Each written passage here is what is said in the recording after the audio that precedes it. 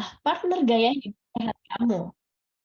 Lisfit membantu membangun komitmen dan konsistensi untuk mendapatkan tujuan ideal secara bentuk tubuh, asupan nutrisi, dan gaya hidup sehat dengan variasi pelatihan olahraga yang menarik. Edukasi nutrisi, pemberdayaan diri, komunitas pendukung, dan hasil yang dapat diakses dalam satu platform saja. Lisfit menjadi pilihan tepat untuk memulai gaya hidup sehat dengan cara yang aman, mudah, dan efektif, sehingga dapat diadaptasi ke dalam kebiasaan hidup untuk jangka waktu yang lama. Baik, Sobat Lisfit, kita masuk ke tema webinarnya.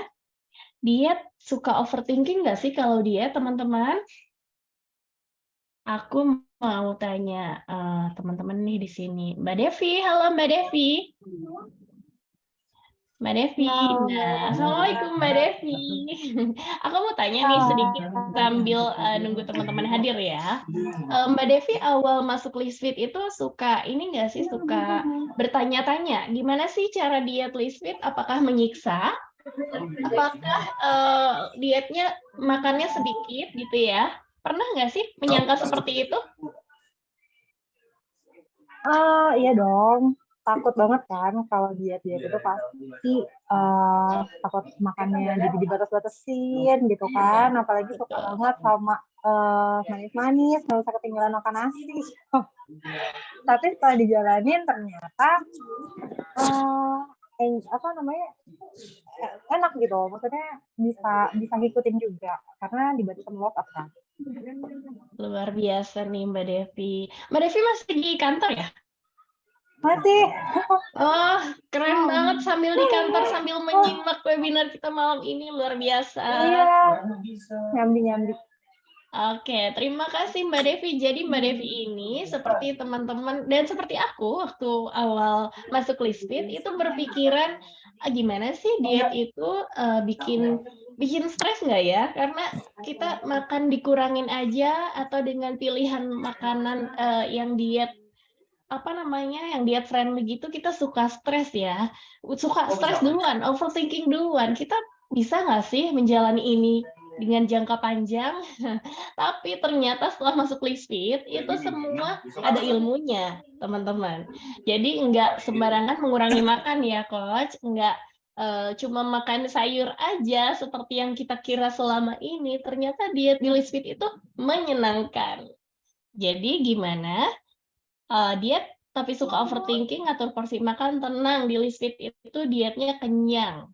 Jangan sampai berpikiran overthinking duluan. Diet itu harus dijalankan dengan menyenangkan, seimbang, dan tahu apa yang dibutuhkan tubuhmu. Dan juga tidak melupakan saran dari ahli gizi. Supaya teman-teman punya ilmu diet anti stres, baik, kita akan bahas malam ini ilmu diet anti stresnya, makan tanpa menimbang, makannya menyenangkan. Oke, kita bahas tuntas di webinar kita malam ini bersama narasumber kita, Coach Holif, yaitu ahli nutrisinya Lisfit. Bagi Sobat Lisfit yang selama menyimak memiliki pertanyaan, boleh langsung dituliskan di kolom chat ya, atau boleh langsung unmute biar kita bisa berbagi pengalaman dan berdiskusi bersama ahlinya. Baik, kepada Coach Holif, dipersilahkan. Makasih Kak Haira atas kesempatannya waktu untuk saya lanjutkan ya. Teman-teman sebelumnya untuk materinya apakah bisa dilihat di layar masing-masing? Terlihat Coach, jelas. Oke, siap-siap. Selamat ya habis lebaran nih. Jadi ini mungkin webinar pertama kita pasca lebaran. Jadi sebenarnya ini sudah sering sih saya sampaikan, terutama di grup juga. Cuman mungkin ada yang baru, mungkin atau ada yang lagi pengen nge-refresh ilmunya, atau mungkin selama lebaran sudah konsumsi banyak sekali makanan. Jadi kita pelan-pelan mulai kembali ke pola yang sebelumnya sudah kita jalankan. Nah, webinar malam ini yaitu terkait dengan makan tenang tanpa menimbang. Jadi memang kalau pada dasarnya kita akan makan itu, kalau misalnya harus menimbang akan menyulitkan kita, baik dari segi waktu, lalu prepare-nya juga, dan belum lagi tuntutan kegiatan lain yang mungkin setelah ini akan kita lakukan gitu ya. Jadi kita kan butuh juga nih yang cepat, lalu yang sat dan juga lebih enak kita jalani. Tentu ya yang paling mudah buat kita lakukan. Kali ini akan kita bahas bareng-bareng ya. Nah, di sini ada beberapa yang pengen saya sampaikan, yaitu kalau selama ini mindset yang sering kita dengar misalnya untuk orang-orang, benar nggak sih perempuan, wanita kalau misalnya semakin gemuk akan terlihat semakin bahagia. Nah, hal ini juga seringkali biasanya ditanyakan oleh beberapa orang, seperti itu ya, tapi ini bukan jadi parameter satu-satunya yang harus menjadi patokan kita. Nah, jadi ada beberapa hal yang ingin saya sampaikan di sini. Yang pertama, kita sebelum mengerti bagaimana sih mengira-ngira atau seberapa banyak kita harus menyiapkan makanan yang akan kita konsumsi, ada baiknya kita tahu dulu nih dasar-dasarnya terkait dengan menilai status gizi kita, lalu juga mengetahui apa itu kegemukan, resistensi insulin, dan juga adanya risiko diabetes mellitus tipe 2. Lalu yang ketiga terkait dengan gimana nih kita bisa lapar, kenyang, lalu kita hitung kebutuhan kalori harian kita, yaitu nggak jauh-jauh dari yang namanya BMR dan juga total daily energy expenditure. Dan yang terakhir adalah pola makan tepat, yaitu pola makan di mana kita bisa makan dengan tenang tanpa perlu menimbang. Nah, ini kita lihat berdasarkan dari data Kementerian Kesehatan sendiri, yaitu yang diadakan oleh Riset Kesehatan Data Risda di tahun 2007 hingga tahun 2018, kita lihat bahwasanya prevalensi kelebihan berat badan dan juga obesitas atau kegemukan ini mengalami peningkatan di setiap risetnya atau di setiap 5 tahun terakhir. Kita nggak tahu nih, mungkin data 2024 akan meningkat atau menurun ya. Nah, kita lihat di sini trennya meningkat, baik yang kelebihan maupun yang obesitas. Lalu bagaimana terkait dengan obesitas sentral? Jadi obesitas sentral ini sendiri merupakan suatu kondisi di mana biasanya seseorang ditandai dengan perutnya yang buncit, tapi badannya belum tentu gemuk. Nah, apakah obesitas sentral ini berbahaya? Tentu iya, karena obesitas sentral ini dia berkaitan dengan penyakit-penyakit yang ada di organ-organ visceral kita, bisa jadi seperti jantung, lalu bisa juga gangguan-gangguan lainnya. Jadi jangan dianggap enteng juga. Nah, kita lihat trennya pada tahun 2007 hingga 2018, tren obesitas sentral juga naik, sama halnya dengan case atau kasus dari kelebihan berat badan dan obesitas pada umumnya. Nah, obesitas sentral ini bagaimana sih? Jadi kalau seseorang dikatakan mengalami obesitas sentral, bila perempuan, dia lingkar perutnya lebih dari 80 cm, dan untuk laki-laki lebih dari 90 cm.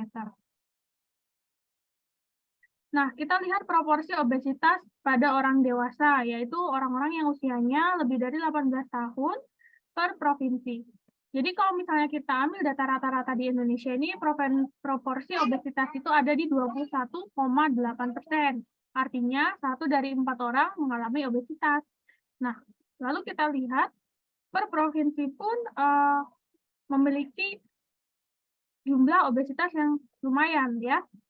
Jadi obesitas ini nggak hanya terjadi di kota-kota besar, kita lihat trennya di sini nggak hanya di DKI Jakarta, bahkan di daerah Sulawesi Utara, Kalimantan, ini hingga kepulauan juga memiliki proporsi obesitas yang cukup tinggi. Kenapa? Karena ternyata konsumsi makanannya masih didominasi oleh makanan yang padat kalori dan juga padat lemak ya. Selain itu juga akses terhadap bahan pangan serta kurangnya pengetahuan gizi terkait konsumsi buah dan sayur di masyarakat daerah pulau atau daerah pedalaman ini juga masih rendah, sehingga terjadilah proporsi peningkatan obesitas. Nah, obesitas ini sendiri memiliki penyebab dan juga efek yang beragam. Nah, untuk penyebabnya ada beberapa hal, mulai dari gen ini dia meningkatkan resiko 1,4 kali lipat ketika orang tua yang obesitas nantinya memiliki resiko sebesar 1,4 kali lipat untuk menurunkannya pada anak. Lalu yang kedua adalah sedentary lifestyle seperti banyak waktu untuk duduk, biasanya ini yang terjadi ketika kita menghabiskan kerja secara WFH atau pekerja kantoran, lalu pekerjaan-pekerjaan lain yang dia tidak banyak melibatkan aktivitas fisik kita untuk melakukan gerakan. Yang ketiga, medication atau obat-obatan, misalnya beberapa obat yang dia memiliki efek samping untuk mempengaruhi kinerja dari hormon leptin, sehingga yang terjadi adalah peningkatan berat badan. Nah, si obesitas ini juga disebabkan karena adanya gangguan tidur, jadi tidak memiliki durasi dan juga waktu tidur yang cukup, lalu kualitas tidur yang buruk, sehingga mempengaruhi terjadinya obesitas. Faktor stres dan juga emosi serta lingkungan yang kurang baik, misalnya lingkungannya sering mengajak untuk jalan-jalan jajan, lalu kurangnya untuk memilih makanan yang baik, snacking seperti yang tinggi gula, misalnya minuman-minuman manis, minuman kekinian, snack-snack viral, kayak gitu. Jadi tentu jauh lebih banyak padat di kalori, gula, tapi minim untuk kandungan gizi yang mungkin lebih baik seperti protein dan juga vitamin dan mineral. Lalu efek dari obesitas itu apa saja sih? Nah, efek obesitas itu dalam jangka waktu panjang tentu juga berhubungan dengan beberapa terjadinya penyakit degeneratif. Misalnya diabetes tipe 2, yaitu diabetes yang disebabkan karena habit atau pola makan yang tidak baik, lalu letargi, osteoartritis, depresi, stroke, penyakit kardiovaskular lain, hingga gangguan reproduksi, biasanya terjadinya imbalance hormon atau ketidakseimbangan hormon antara progesteron, estrogen, sehingga dia meningkatkan risiko terjadinya PCOS pada wanita. Selain itu juga penyakit-penyakit lainnya ya. Jadi memang dari satu hal ini dia bisa merembet ke beberapa hal yang tidak kita inginkan. Nah, kita bisa menilai status gizi tubuh kita nih, apakah kita termasuk yang sudah cukup, berlebih, atau kurang. Jadi, jangan selalu mematok bahwa penilaian status gizi itu dari berat badan. Karena kali ini saya akan memberikan beberapa parameter penilaian. Yang pertama yang bisa digunakan yaitu melalui indeks massa tubuh. Jadi indeks massa tubuh ini apa? Jadi indeks massa tubuh ini adalah indeks yang memberikan gambaran terkait dengan status gizi kita secara kasar. Jadi kita bisa peroleh dengan cara membagi berat badan kita dalam kilogram terhadap tinggi badan dalam meter kuadrat. Kalau misalnya kita ada di range, ada di angka 18,5 hingga 24,9, berarti kita termasuk ke dalam berat badan yang ideal. Kalau misalnya kurang bagaimana? Di bawah 18,4 misalnya. Berarti kita termasuk underweight. Ini standar untuk yang WHO ya. Lalu untuk lebih dari 25 bagaimana? Lebih dari 25 berarti ada di range yang overweight, lalu lebih dari 30 termasuk obesitas, dan 40 ke atas itu sangat ekstrim ya, atau obesitas ekstrim. Lalu apakah indeks massa tubuh ini bisa digunakan sebagai satu-satunya parameter kita ketika ingin mengetahui status gizi kita gitu ya? Tentu tidak, karena penilaian IMT ini dia belum tentu akurat. Kenapa? Karena IMT ini dia patokannya menggunakan bobot atau berat badan. Sedangkan kita tidak bisa menilai berat badan seseorang itu dia komposisinya seberapa banyak nih massa lemaknya, seberapa banyak nih massa ototnya gitu. Hal ini bisa kita lihat ketika ada dua responden atau dua subjek yang melakukan pengukuran IMT. Misalnya satu lagi seorang atlet binaraga dan satu lagi adalah orang yang memiliki kelebihan berat badan. Dengan berat dan tinggi yang sama, ada kemungkinan untuk memiliki IMT yang sama. Tapi secara status gizi juga belum tentu sama, atau mungkin secara komposisi tubuhnya atau body composition-nya juga belum tentu sama. Nah, ini jadi IMT ini dia bisa kita gunakan sebagai salah satu acuan, tapi bukan satu-satunya acuan. Kita lihat di sini apakah berat dari 2 kg lemak dan 2 kg otot ini sama. Kita lihat volumenya kan berbeda, tapi beratnya sama. Jadi ketika massa otot dan massa lemak digabung untuk menghitung IMT, mungkin hasilnya akan memberikan IMT yang sama antara orang yang ke olahraga dan orang yang mungkin jarang olahraga. Tapi untuk komposisinya belum tentu sama. Kenapa? Karena proporsi tubuhnya berbeda. Nah, lalu yang kedua yang kita bisa lakukan adalah dengan mengukur rasio lingkar pinggang dan panggul atau RLPP. Bagaimana caranya? Ya, kita sediakan meteran di rumah gitu ya. Jadi bisa meteran baju atau mungkin ada juga meteran yang biasanya bulat yang dia emang khusus untuk mengukur lingkar pinggang dan panggul. Bagaimana bagian pinggang? Jadi kalau pinggang itu bagian paling kecil di torso yang ada di atas pusar. Nah, ini di atas pusar kita. Lalu kalau panggul di mana? Panggul itu bagian paling lebar, meliputi bokong dan juga pinggul. Nanti kita hitung, lalu kita bandingkan dengan tabel di sini. Jadi rasionya dibagi nih antara yang pinggang dibagi dengan panggul. Ada di angka berapakah kita? Jadi kalau misalnya wanita, dia dikatakan dalam range yang aman atau bisa dibilang hijau kalau misalnya hasil dari perhitungan rasionya adalah 0,8 ke bawah. Kalau misalnya 0,8 sampai 0,85 ada di moderate atau resiko kesehatannya tuh ada di tengah-tengah gitu ya. Kalau lebih dari 0,85 berarti dia beresiko besar. Ini untuk wanita. Begitupun untuk pria, jadi untuk pria amannya adalah 0,95 ke bawah. Nah, selain itu, kita bisa juga mengukur komposisi tubuh menggunakan bioimpedance analysis. Jadi, kalau misalnya kita mengukur pakai BIA, kita akan tahu nih berapa proporsi berat badan kita yang terdiri dari massa lemak, lalu massa ototnya berapa, air berapa juga, lalu tulangnya berapa, bahkan juga bisa menghitung usia sel. Jadi usia sel ini juga diestimasikan sebagai usia biologis kita.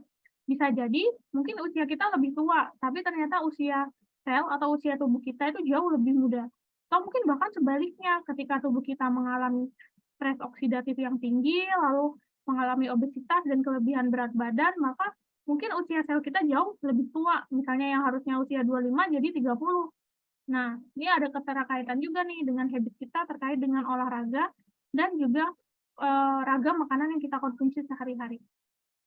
Ini kita bagi ya berdasarkan usia. Jadi kalau misalnya wanita usia 20 hingga 40 tahun, untuk massa lemaknya ini aman ada total ya, ini massa lemak total itu 21-33%, healthy range-nya. Kalau di bawah berarti kekurangan, kalau kelebihan berarti kurang baik juga. Kenapa sih lemak ini kalau di wanita justru juga kurang baik ya ketika kita kekurangan? Ya karena bagaimanapun juga lemak ini dia berperan penting dalam regulasi hormon. Dia juga menyediakan cadangan banyak nanti ketika wanita itu mengalami fase yang namanya kehamilan, laktasi, dan beberapa kondisi lainnya. Nah, lalu selanjutnya kita switch ke bagian terkait dengan apakah individu yang mengalami obesitas memiliki resiko terhadap kesehatan. Kita lihat di sini tentu iya, karena ada keterkaitan antara obesitas, resistensi insulin, dan juga risiko yang paling sering terjadi adalah diabetes mellitus tipe 2. Nah, ini adalah yang terjadi ketika seseorang mengkonsumsi makanan berlebihan terkait dengan makanan yang padat kalori dan lemak. Yang terjadi adalah jaringan lemaknya atau sel adiposa juga termasuk di dalamnya di sini akan mengalami hipertrofi, yaitu akan mengalami pembengkakan atau pelebaran. Kita maksain terus makan makanan berlemak dan makan makanan junk food, lalu makan makanan yang digoreng, lalu yang deep frying, kayak gitu tentu sel-sel lemak yang ada di dalam tubuh dia akan semakin melebar. Akibatnya terjadilah yang namanya hipertrofi. Kalau udah hipertrofi tentu akan banyak sekali dihasilkan berbagai radikal bebas. Radikal bebas itu contohnya banyak, misalnya adaptive fatty acid atau FFA, oxidation LDL, lalu ada juga AGE. Nah, contoh dari ketiga radikal bebas ini ketika dia jumlahnya semakin meningkat di dalam tubuh kita, tentu akan meningkatkan berbagai hal-hal yang tidak diinginkan, misalnya meningkatkan interleukin 1 beta, interleukin 6, lalu meningkatkan apoptosis, yaitu kematian-kematian sel, lalu juga meningkatkan inflamasi atau peradangan-peradangan sel.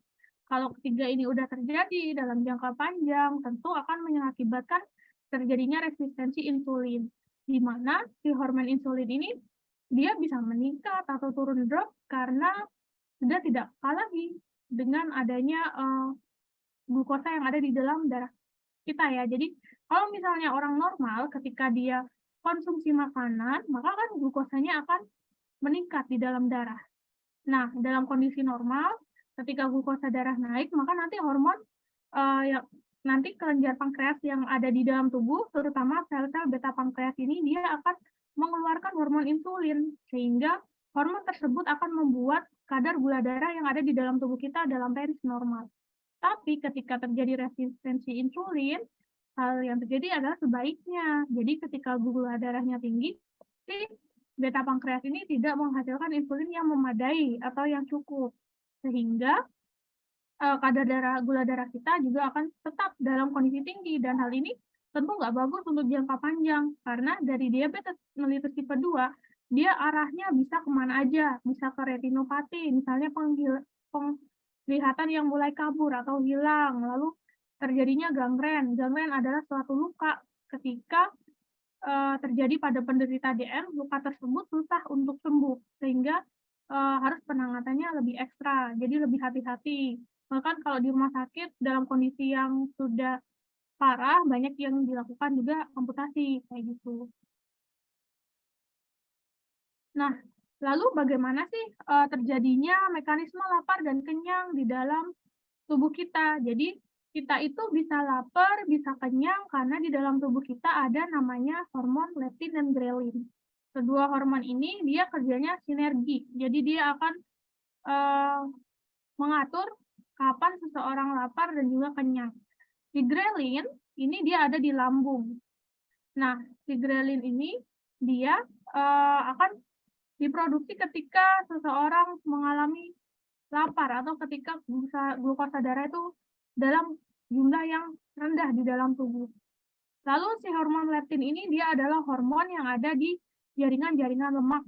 Dan nah, si hormon leptin ini dia adalah hormon yang dia akan diproduce oleh otak atau oleh hipotalamus ketika tubuh sudah cukup makan. Jadi ketika sudah kenyang, si leptin ini jumlahnya akan mengalami peningkatan sehingga kita akan stop makan.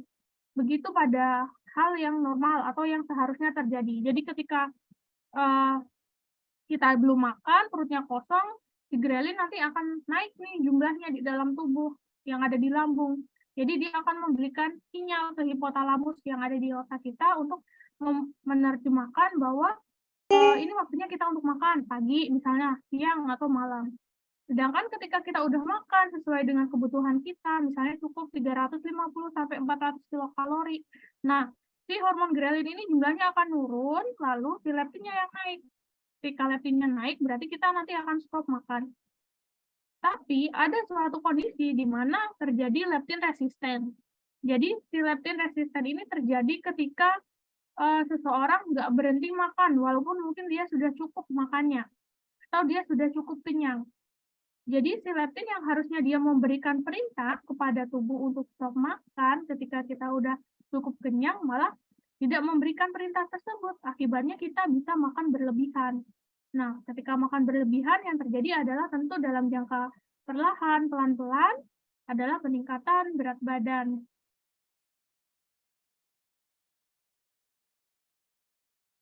Lalu selanjutnya di sini, sebelum kita ke bagaimana nih kita cara mengatur porsi yang pas tanpa perlu menimbang, kita perlu lah ya sedikit-sedikit merefresh bagaimana menghitung basal metabolic rate dan juga total daily energy expenditure yang kita butuhkan. Jadi, apa sih BMR dan juga TDEE yang sering kali kalau misalnya kita awal-awal atau mungkin setelah kita BB-nya turun, nanti kita hitung lagi, ternyata kebutuhan TDEE atau kalori harian kita udah berubah nih dari sebelumnya yang mungkin kita sebelumnya kelebihan berat badan dan juga lagi dekal, sekarang udah tinggal maintenance. Nah, BMR ini merupakan kebutuhan kalori dasar. Jadi kita diam aja nih, kita dalam kondisi tidur pun tubuh tetap melakukan pembakaran ATP atau energi. Nah, pembakaran ini tentu juga membutuhkan cadangan atau membutuhkan bahan gitu ya, agar kita tidak benar-benar defisien. Misalnya BMR ini adalah tubuh ketika dia memompa jantung, lalu ketika kita bernafas, lalu fungsi-fungsi lainnya tanpa dipengaruhi oleh aktivitas fisik kita dan juga tingkat stres. Sedangkan kalau TDE ini adalah kalori harian kita. Jadi hasil dari perkalian basal metabolic rate dengan faktor aktivitas dan juga tingkat stres. Bahkan kalau misalnya kita lagi dalam kondisi sakit atau kondisi khusus, misalnya fase laktasi atau mungkin kehamilan, perhitungannya juga beda. Tapi secara rata-rata, kalau dalam kondisi normal, dia dipengaruhi oleh aktivitas fisik kita. Misalnya, berapa sih durasi olahraga kita setiap harinya, atau berapa kali seminggu juga kita melakukan olahraga. Ini adalah contoh perhitungan BMR untuk pria dan wanita. Jadi kalau pria rumusnya seperti demikian dan wanita seperti demikian. Saya ambil contoh untuk yang wanita. Jadi kalau kita mau tahu kebutuhan dasar kita tanpa dipengaruhi aktivitas, kita hitung aja nih 655 ditambah 9,6 kali berat badan. Di sini berat badannya dalam satuan kilogram ditambah 1,8 dikalikan tinggi badan kita dalam satuan sentimeter dan 4,7 dikalikan usia, yaitu usianya dalam tahun. Nanti kita dapatkan berapa hasil perhitungannya. Nah, BMR ini bukan berarti kebutuhan kita makan dalam sehari. Ini masih kebutuhan dasarnya banget. Jadi kita nggak boleh makan di bawah BMR. Kenapa? Karena yang terjadi adalah mengganggu metabolisme tubuh kita. Yang kedua tentu ada risiko terjadinya penyakit seperti anemia, lalu jelas-jelas untuk melakukan aktivitas sehari mungkin bisa lemah, lesu, kayak gitu. Selain itu juga apalagi di wanita, tentu akan mengganggu keseimbangan hormon yang ada di dalam tubuh.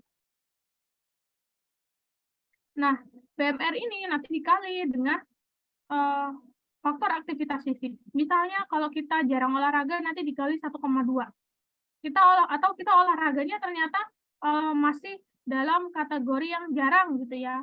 Jarang itu berapa kali? Misalnya 1 sampai 3 kali per minggu. Jadi nanti dikali 1,375. Kalau cukup olahraga misalnya 3 sampai 5 kali per minggu dikali 1,55, begitupun yang lainnya. Nah, ini adalah tanda dan gejala ketika kita melakukan diet yang cepat-cepatan aja atau mungkin kita diet dan pilihan lain, yaitu ketika kita diet tapi plus sehat. Tentu akan lebih kelihatan hasilnya. Yang misalnya cepat-cepatan aja kita minum pil pelangsing kayak gitu ya. Kita minum suplemen tertentu, lalu kita minum herbar-herbar tertentu yang sebenarnya dia bukan menghilangkan atau menurunkan massa lemak yang ada di tubuh kita ya, tapi lebih ke air karena memang 80% komposisi tubuh kita itu air. Sedangkan kebanyakan produk-produk pelangsing itu dia sifatnya diuretik. Jadi dia akan menurunkan berat badan dengan cara cepat, memang benar, dan biasanya ditandai dengan kurang dari seminggu itu kita akan sering buang air kecil. Nah, lalu bagaimana kalau misalnya kita dietnya sehat? Tentu kita akan lebih happy menjalaninya, lalu kita juga kalau misalnya dilihat dari secara visual, kulitnya lembab, cerah, nanti kelihatan, lalu rambutnya lebat, nggak rontok-rontok, terus stamina-nya juga pasti naik, dan juga imunnya juga akan mengikuti untuk meningkat. Beda ketika kita dietnya pilih yang cepat, yaitu yang penting turunnya cepat nih, kalau bisa sebulan turun 10 kilo gitu ya. Yang ada apa? Rambutnya rontok-rontok, anemia, lalu apalagi nih, lemes, lesu, kulit kusam. Nah, terus balas dendam deh, akhirnya habis turun 10 kilo, naik 11 kilo nih bulan depannya. Ini yang sering kali saya sampaikan ketika saya memberi tahu ke teman-teman bahwa ada sih beberapa, bukan ada beberapa ya, mungkin banyak sekali diet yang beredar gitu ya.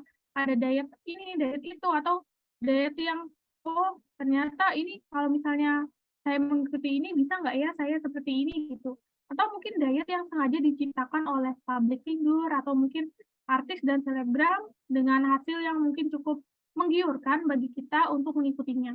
Nah, pada dasarnya dari beragam jenis diet, ini diet yang terbaik yang bisa kita jalani adalah diet gizi seimbang. Diet gizi seimbang ini dia mengadaptasi dari pola diet Mediterania.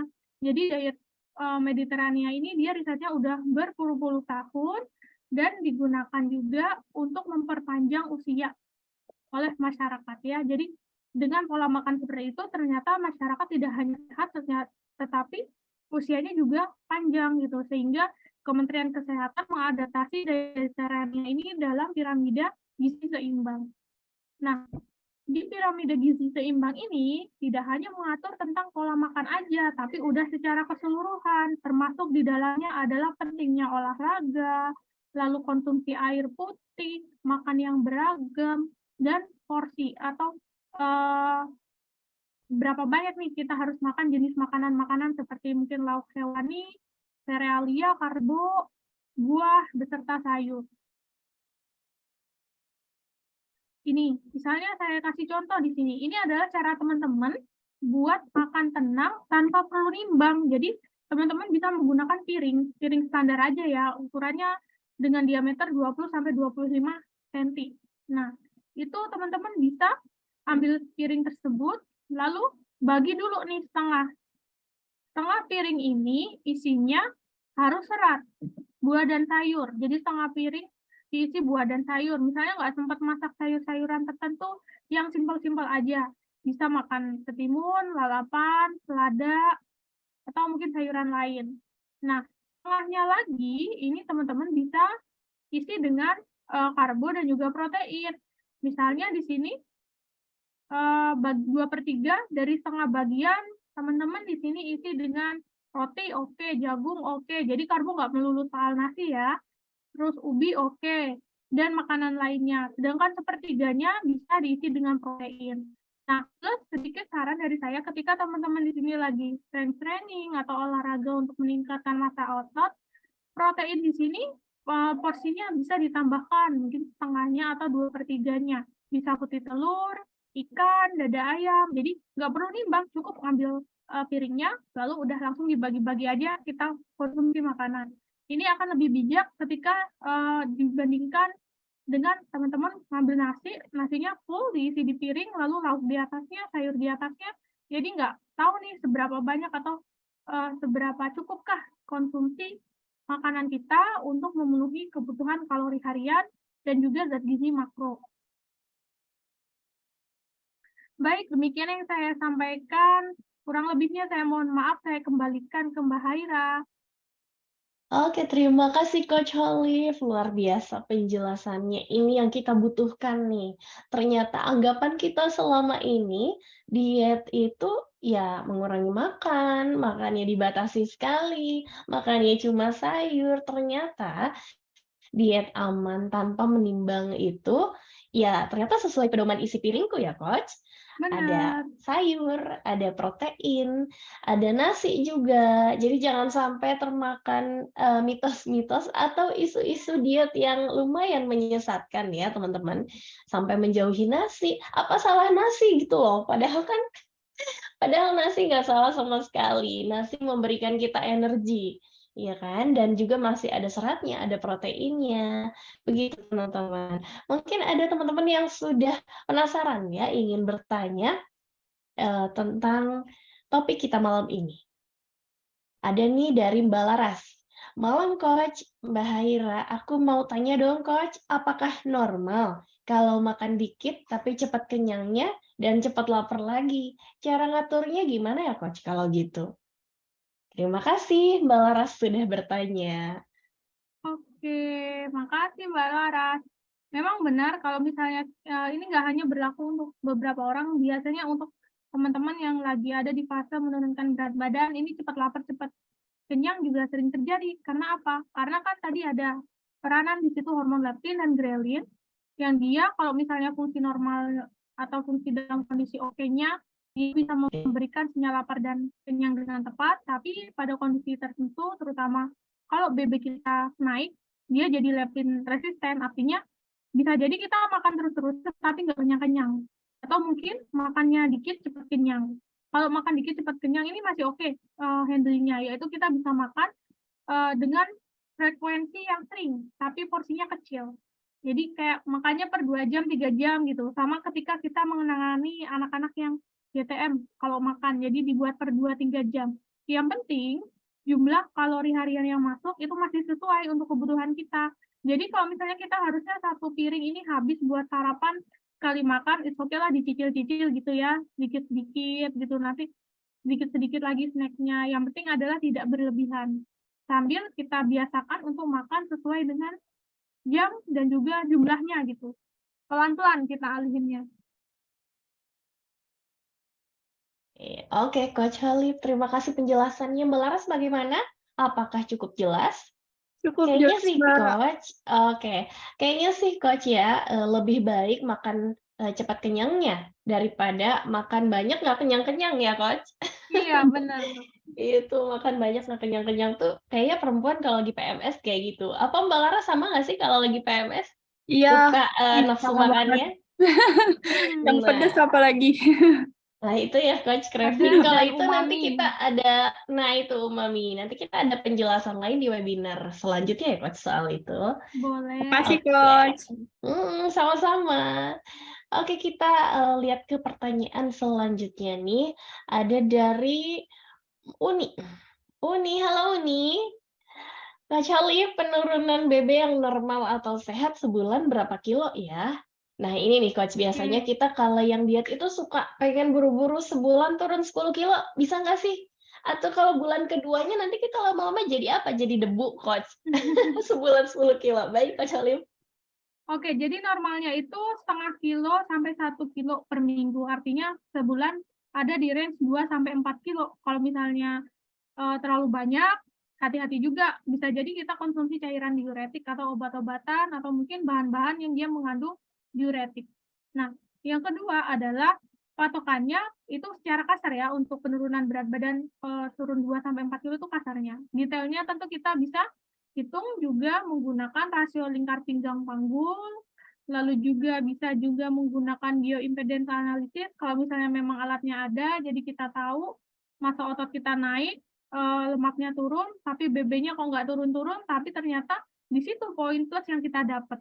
Jadi nggak melulu harus, walaupun memang secara dasar atau fundamentalnya itu amannya ada di 2-4 kilo, kita tetap harus punya atau tahu beberapa parameter lainnya gitu ya. Jangan hanya berpatokan di angka-angka 2-4 kilo itu aja. Lihat lagi parameter stamina-nya yang naik atau enggak, lalu parameter untuk pinggang dan panggul, lalu kalau memungkinkan adalah cek body composition.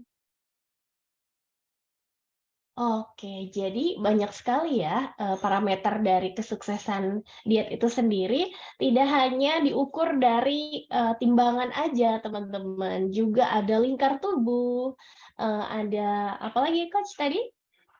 Ada body composition atau Oh iya, komposisi body tubuh. composition, meningkat atau tidak ya massa Iya. ototnya gitu. Jadi banyak sekali ukurannya, terutama juga soal level energi kita. Kalau misalnya diet jadi bikin kita lemes, itu dipertanyakan tuh dietnya.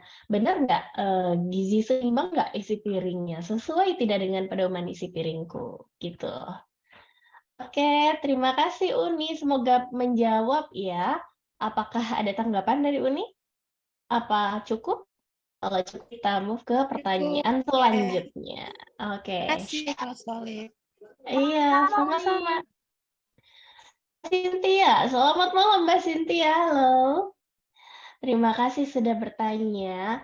Coach, kadang dalam sebulan sudah turun, tapi di bulan berikutnya suka semakin susah untuk menurunkan berat badan. Jadi berat badannya stuck di situ aja. Nah, ini permasalahan teman-teman yang sudah menjalani diet lebih dari 3 bulan juga, Coach nih. Nggak turun-turun, gimana? Benar. Jadi ini maintenance-nya yang pertama kita yang tadi kita nggak patokan di 2-4 kilo aja. Lalu kita cek apakah kita udah termasuk ke BB ideal atau sudah ada di range yang ada di batas normal. Lalu yang bisa kita lihat lagi adalah cek lingkar pinggang perut serta kalau memungkinkan adalah komposisi tubuh. Jadi bisa jadi kita stuck tapi ternyata di situ massa ototnya yang naik. Karena mungkin sebelum-sebelumnya kita cuma olahraga kardio atau olahraga-olahraga yang sifatnya kayak Tabata, yang dia hanya untuk menurunkan berat badan. Tapi kita ternyata makin ke sini kita ternyata olahraga seperti strength training, angkat beban. Nah, itu tentu kan olahraga-olahraga yang meningkatkan massa otot. Sehingga tentu kalau misalnya turun tiba-tiba stuck, bisa jadi adalah peningkatan massa otot kita. Jadi hasilnya juga akan berbeda ya Coach, kalau Benar. misalnya turun berat badan dengan peningkatan massa otot. Pasti tubuh juga akan semakin kuat, akan semakin shape ya Coach, berbentuk. Jadi nggak gelambir gitu aja kalau misalnya teman-teman mengimbangi dietnya dengan olahraga angkat beban. Ya, untuk teman-teman yang baru bergabung di Lisfit juga harus diketahui kalau angkat beban itu tidak akan bikin kita bulky dan berotot seperti laki-laki ya. Itu nanti akan ada kita membahasnya di Fitness Talk. Jadi diet itu memang bagus sekali kalau dibarengi dengan olahraga kombinasi latihan kardio dan angkat beban supaya hasilnya juga maksimal, ya Coach? Benar, biasanya yang bulky Oke. dia diimbangi dengan konsumsi obat-obatan dan hormon steroid itu. Nah, itu. Kalau Benar, jadi perempuan kan kita nggak nggak akan. akan biasanya lebih ke skinny ya. Nah, itu betul. Skinny tapi ini ya berbentuk ya, Coach. Lebih shape aja bagus, berisi, padat. Seperti itu, teman-teman. Mbak Cynthia, apakah terjawab pertanyaannya? Mbak Cynthia ini sudah mulai strength training ya di Lisfit ya, di Lisfit Pro Community ya? Aku baru gabung sih, Mbak. Ya, oke, baru gabung. Sudah mencoba kelas Lisfit? Belum, baru mau. Oke, masih ada waktu ya, Mbak, sampai besok dicoba dulu nih 1 kelas atau 2 kelas. Kenalan dulu sama strength training supaya dietnya juga semakin semakin progres gitu. Kalau dibantu olahraga. Begitu. Iya, Mbak Cynthia, terima kasih ya pertanyaannya, semoga terjawab. Kita lanjut ke pertanyaan berikutnya dari Mbak Anggun. Halo Mbak Anggun Julianita, selamat malam. Assalamualaikum Coach. Idealnya untuk ibu menyusui, porsinya isi piringnya seperti apa? Sekarang masih BB berlebih, pasca melahirkan masih ASI eksklusif. Itu bagaimana? Oke, jadi untuk porsi isi piringkunya sama, tapi ada catatan di sini terkait dengan pemilihan bahan pangan dan tambahan asupan protein. Karena ibu menyusui ini dia butuh tambahan terutama asupan protein ya. Kalau kalori iya, tapi dia tidak terlalu signifikan, hanya sekitar 120 kilokalori atau setara 1,5 centong makan per hari. Jadi makan sesuai isi piringku ditambah perharinya segitu. Tapi jangan lupakan untuk pemilihan bahan pangannya. Jadi karena fase laktasi atau menyusui ini ada ASI yang harus dihasilkan, tentu makanan yang dikonsumsi harus berkualitas yang pertama. Yang kedua adalah dari bahan pangan yang sifatnya ASI booster. Misalnya kalau kita pilih sayuran-sayuran yang laktogogum, bisa daun torbangun, katu, lalu kelor yang mungkin available untuk. Lalu juga untuk protein, pilih protein yang banyak albuminnya gitu. Lumayan ya buat pemulihan kita postpartum dan juga untuk si kecil nih naikin imunnya. Jadi dari ASI yang dia konsumsi, dia dapat plus dari imun ibunya. Nah, selain itu juga proteinnya bisa ditambahkan. Misalnya kalau kita makan sebelumnya ikannya cuma 1 potong, jadi ditambah jadi 1,5 potong. Terus ketika menyusui karena ASI ini komponennya adalah 90% air, konsumsi airnya kalau sesuai anjuran isi piringku dan piramida gizi seimbang untuk orang normal itu 2 sampai 2,5 liter, tapi untuk ibu menyusui 3 liter per hari. Jadi memang nanti akan susah ya di awal-awal karena memang minum banyak itu susah gitu. Tapi kalau dibiasakan atau mungkin diusahakan insya Allah nanti bisa. Baik, jadi untuk ibu menyusui ini sebenarnya tidak ada pantangan ya, Coach. Justru harus lebih lebih seimbang lagi. Kalau porsi proteinnya mungkin lebih ditambah ya, Coach. Buahnya juga ditambah, serat, juga karbohidrat. Karena kan dibagi 2 ya, itu oleh ASI. Jadi Mbak Anggun, terima kasih. Semoga Mbak Anggun semakin semangat menyusuinya dan semakin semangat memenuhi nutrisinya sambil menyusui. Jangan sampai ibu menyusui dehidrasi karena dibawa olahraga juga dibawa menyusui, ya Coach. Jadi harus adekuat juga nutrisinya seperti itu. Semoga terjawab Mbak Anggun. Apakah ada tanggapan mungkin? Kalau tidak ada, kita move ke pertanyaan berikutnya dari Mbak Endang nih. Oke, dari Mbak Endang, izin bertanya Coach, misal ketika makan siang, karbo, protein hewani, protein nabati, dan serat sudah tercukupi sesuai metode isi piringku, lalu di snacking kita makan roti danis atau karbo dan niat skip makan malam. Pola seperti itu ideal atau tidak, Coach? Pola seperti ini kadang terjadi ketika saya haid malas makan. Ini banget Oke, nih. oke, oke. Bener. Iki ya kita kalau lagi PMS. Nah, untuk snacking time, oke, boleh roti danis ya. Jadi, tapi kita tetap pastikan bahwa konsumsinya nggak berlebihan, cukup 100 sampai 150 kilokalori atau setengah sampai 3/4 potong kurang lebihnya. Lalu atau satu potong ada sebenarnya, tapi ukurannya yang nggak gede-gede amat gitu. Terus untuk makan malamnya jangan di skip, tetap kita makan. Jadi walaupun kita takut, diusahakan untuk konsumsi makan malam gitu. Jadi kita tetap terpenuhi. Mungkin kalau untuk snackingnya yang biasanya buah, yogurt, atau probiotik, sayuran, salad sayur kayak gitu pas lagi dapet, kita lagi nggak mood gitu, atau swing kayak gitu, tentu boleh diganti dengan coklat masih oke. Atau mungkin pengen yang umami, makan seblak oke juga, tapi kita tetap tahu rambu-rambunya. Jadi kita tetap tahu boleh makan asalkan jumlahnya tidak berlebihan. Wah, aku langsung berbinar-binar pas Coach Holif bilang boleh makan seblak. Boleh. Gimana nih teman-teman? Kan Siapa sih lumayan yang tuh nggak suka kalorinya seblak? juga banyak sama lemaknya, jadi jangan Betul, sampai satu mangkok dihabisin sendirian gitu. Kita bisa betul. kira-kira sendirilah, mungkin sekitar sepertiga bagian aja, atau mungkin kita bikin sendiri kalau misalnya available atau bisa. Jadi kerupuknya lebih sedikit tapi sayuran sawinya, kolnya lebih banyak, kayak gitu kan lebih oke tuh. Telurnya misalnya cuma 1, biasanya jadi 2, kayak gitu. Betul, ditambahin. Aku pernah tuh Coach bikin seblak isinya protein semua. Oh, Dilengkapi juga seratnya dengan brokoli, ya kan? iya, iya, Telurnya, putih telurnya ada 3, kemudian tahunya ada tahunya, kemudian ya isinya protein semua. Jadi aku benar. judulin itu seblak protein. Kalau sebelah kita beli kan lebih banyak kerupuknya. Telurnya Nah, bahkan itu. cuma berapa? Paling banyak 1, itu pun juga minyaknya banyak, kerupuknya banyak, aci, terus makaroni gitu kan. Ya, aku bilang kalau jajan rugi sih. Kita bisa dapat protein lebih banyak kalau misalnya kita bikin sendiri ya. Betul, Jadi bisa ya lebih ada opsi akal. lain. Nah, itu bisa jadi alternatif. Jadi untuk teman-teman yang mau diet, jangan takut makan seblak, jangan takut makan nasi goreng, jangan takut makan kue-kuean, karena kalau misalnya teman-teman berusaha memenuhi asupan gizi seimbang dan makannya dengan mindful, atau misalnya seperti Mbak Endang tadi, aku sudah makan roti danis, aku tidak makan nasi berarti dimakan selanjutnya. Itu kan salah satu contoh yang mindful ya, karena sudah diberi asupan protein atau karbohidrat di waktu sebelumnya, karbohidratnya dimakan selanjutnya dikurangi, seperti itu. Jadi seimbang. Oke, terima kasih Mbak Endang. Apakah terjawab? Semoga Kalau terjawab. tadi Mbak Haira Oke, Mbak benar-benar Endang. kalau tadi Mbak Haira benar-benar dengar seblak, aku pas dengar Coach Holif bilang coklat, Wah, happy ya kalau dengar kata coklat. Siapa sih yang nggak suka coklat? makanya kan, aduh kayaknya kesempatan banget nih kita makan coklat gitu ya. Bener banget.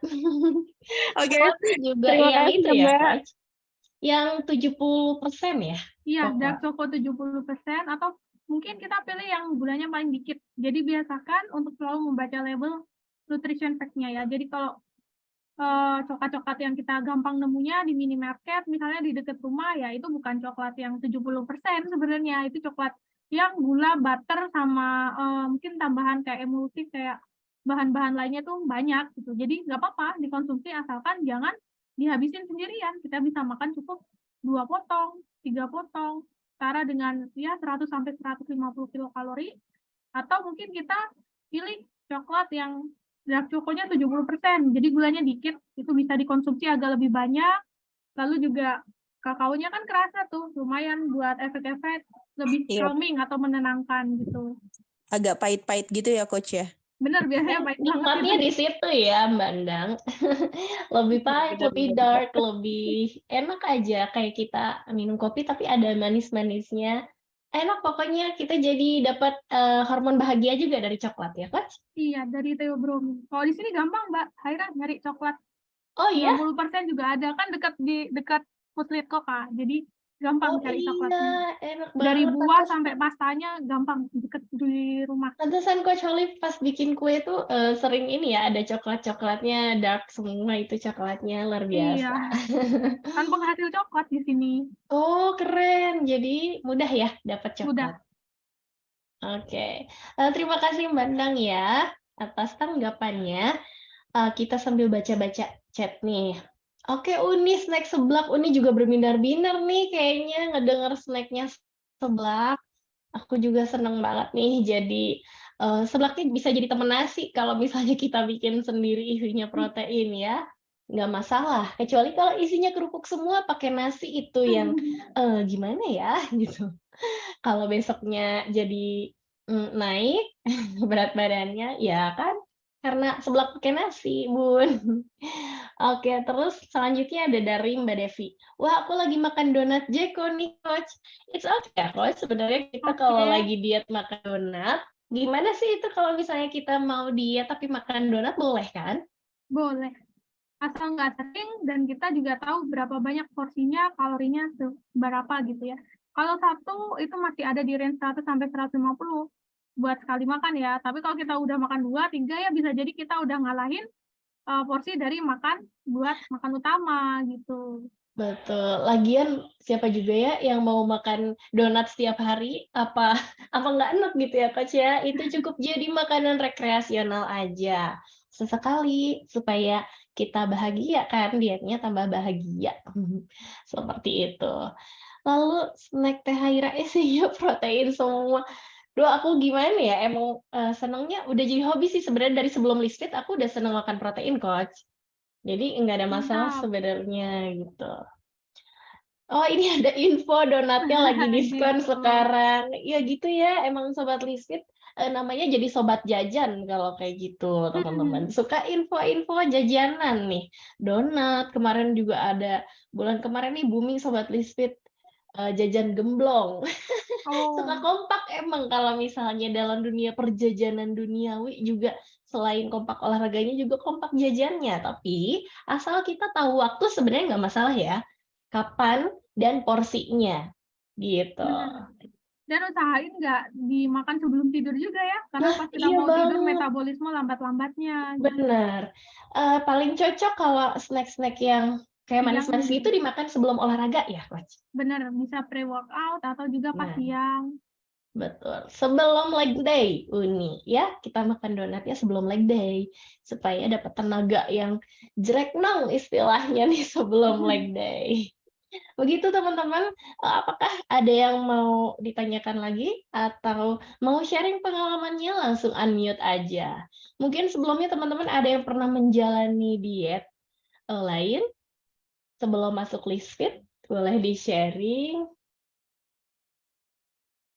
supaya kita yang udah masuk Lisfit nih agak-agak ambil pelajaran ya dan dibandingin sama diet kita yang sebelumnya terbawa pergaulan istilahnya ya, terbawa isu-isu di media sosial.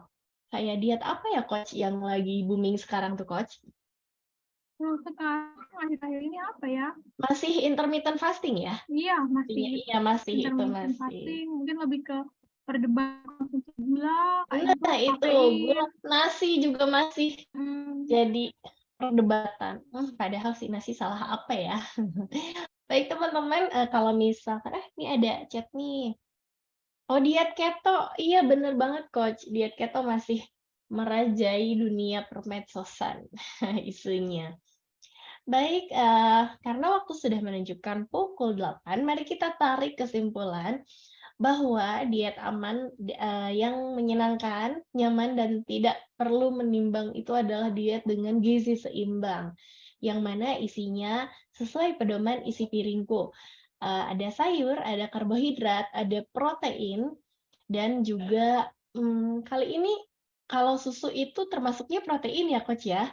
Tidak termasuk protein. termasuk 4 sehat 5 sempurna lagi ya, Coach ya? Iya, benar, udah nggak kita gunakan gitu. Betul, pedoman isi piringku yang dipakai teman-teman. Gitu. Jadi susu juga bisa digantikan dengan sumber protein lain sebenarnya.